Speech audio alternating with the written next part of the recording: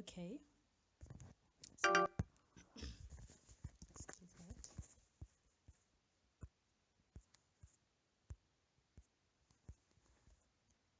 that. Okay, today we'll be looking at the law of demand, the causes of a change in demand, and also the market effects of an increase in the demand curve, which is shown as a shift to the right.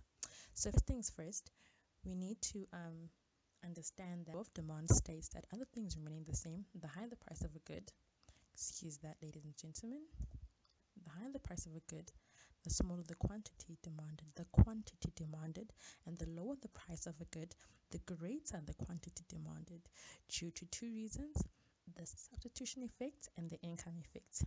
These you can easily just Google online, and you should be able to get a definition.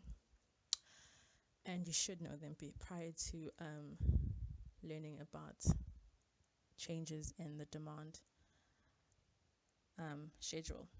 Okay, so changes in the demand of a good can either be due to as indicated either by a shift to the right or the left / an increase or decrease in the demand, and these can either be due to income, quality, substitute, complements, or expectations.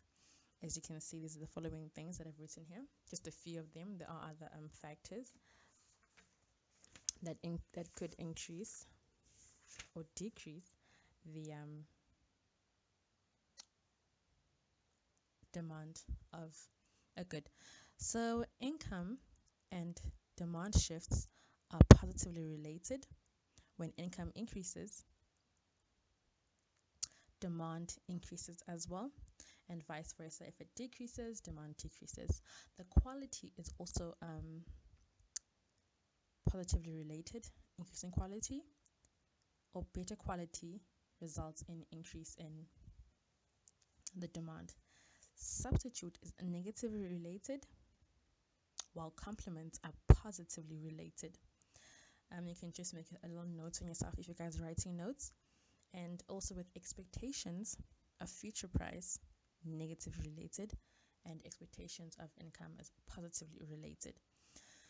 Okay, let's move to our demand schedule just to see exactly how this takes place. Okay, first things first, let me just move this quickly. I apologize, you guys. Just quickly move this to the middle so it's easy to see and work with. Okay, so here you essentially have our demand schedule. Excuse this, let's just move it to the side a bit more so we don't have disturbances. Okay, there we go. So first we have our negatively sloped demand curve, which is this one.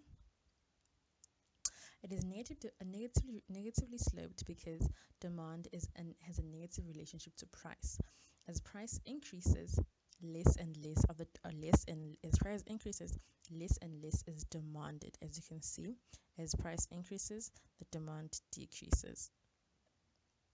And then we have our supply curve, which is positively related to prices, as firms favor an increase in price, as this means an increase in profits. And also an increase in price also generally means an increase in quantity also leads to an increase in production, which increases production costs, and thus prices usually increase. But that is for another day. Today we're just focusing solely on the demand and the demand shifts. Okay, so we'll first show you an increase in the demand. Initially, equilibrium is at point E0, indicated here, at price PE, just put that in, PE0, excuse that, and at quantity QE0. So you can obviously put in, this can obviously be actual quantities as opposed to just little mnemonics.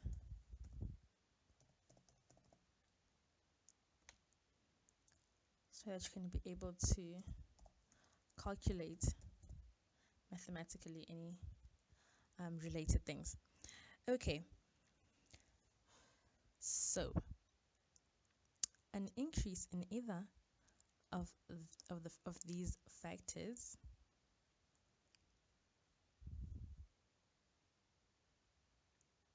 okay, so if income, quality, or complements increase or become better, what will happen is that we will experience an increase in demand.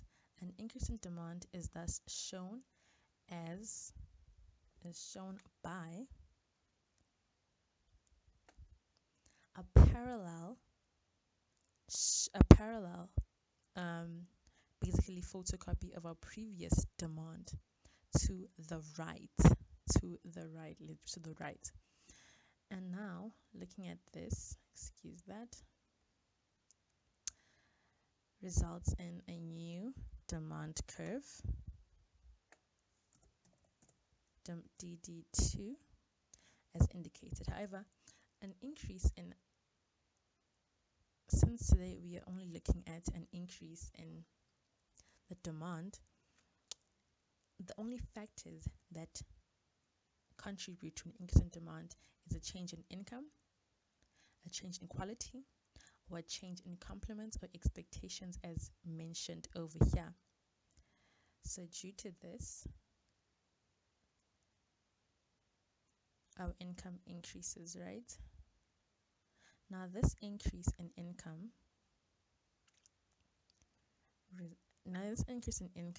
initially before any market adjustments, results in excess demand. Now this excess demand in the short run basically needs to be covered, because we can't be running an excess demand and we need to run an efficient market, because as it stands, markets are not efficient. So with our excess demand, quantity is at this place, and quantity E2. Apologies for that, but the yellow there. Quantity is at E2. With excess demand basically means that we are producing there's inefficient production, there's little demand. Now to meet this demand, production needs to increase essentially. So production increases, and as production increases, price also increases. As you can see here, production increases, but this is the quantity of supply increases. This is indicated by this, until it reaches our new demand schedule at this point. And at this point, we have our new equilibrium.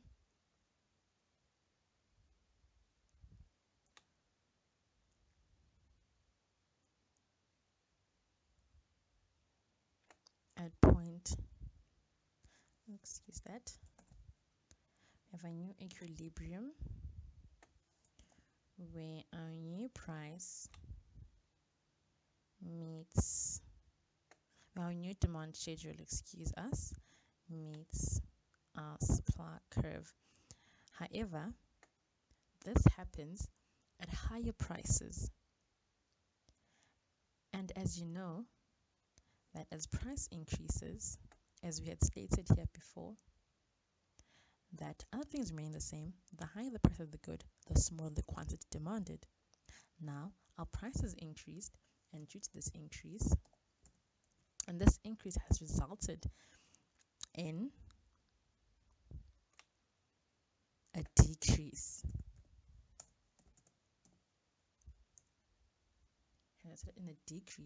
In the quantity demanded, because as our supply increased, our demand decreased, became less from there to there.